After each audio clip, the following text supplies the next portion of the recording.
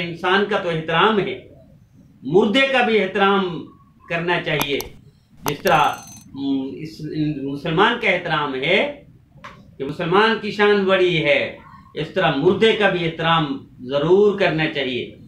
आप अंदाजा करें, हजरत थानवी रहमतुल्लाह अलैह के खुतबात में, मलफूजात में कहीं पढ़ा था, या इमाम गजाली रहमतुल्लाह अलैह कि एक शख्स फौत हो गया, उसके हमासुल में से किसी ने काम में देखा, माफ अल्लाह बेका, तो उसने कहा अल्लाह ने मुझे माफ कर दिया। उसने कैसे माफ कर दिया, किस नेकी को कबूल किया?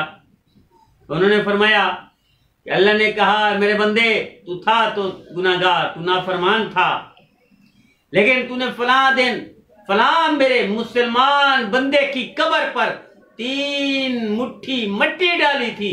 मिन्हा खलकनाकुम व फीहा नुईदुकुम व मिन्हा नुखरिजुकुम तारतन उखरा। 3 मुट्ठी डाली थी, मैंने तेरे जिंदगी भर के गुनाह माफ कर दिए। जो रब मुसलमान की कब्र पर मट्टी डालने का इतना एहतराम करता है, वो मुसलमान का कितना एहतराम, कितना अल्लाह मुसलमान से प्यार करता होगा अल्लाह। इसलिए मैं रिवायत सुनाता करता हूँ कि सारी जिंदगी का कुफ्र एक कलमा से, ला इलाहा इल्लल्लाह मुहम्मद रसूलुल्लाह, अल्लाह जिंदगी भर के कुफ्र को उठा के खड्डे में डाल देते हैं और जन्नती बना देते हैं। तो हम क्यों वो करते हैं?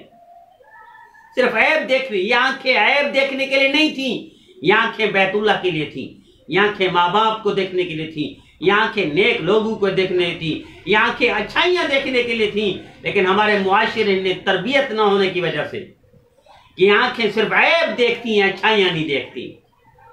ये अच्छाइयाँ उस वक्त तक देखती हैं जब तक किसी से मतलब हो, जब मतलब निकल जाए और मकसद पूरा ना हो, यही आंखें जो पहले अच्छाइयाँ देखती हैं फिर ऐब देखने लग जाती हैं और कोई पूछने वाला नहीं हमसे। यह अलमिया है, सबसे बड़ा जवाल है मुसलमान उम्मत को, मुसलमानों को ये जवाल है कि अखलाक खत्म हो गए, किरदार मिट गया। सबसे बड़ा बुरहान, महंगाई कोई हैसियत नहीं रखती, कोई भी किसी किस्म का मसला कोई हैसियत नहीं रखता। सबसे बड़ा मसला इस उम्मत के लिए किरदार की खराबी आ गई है। अल्लाह हमें साहिब किरदार बनाए।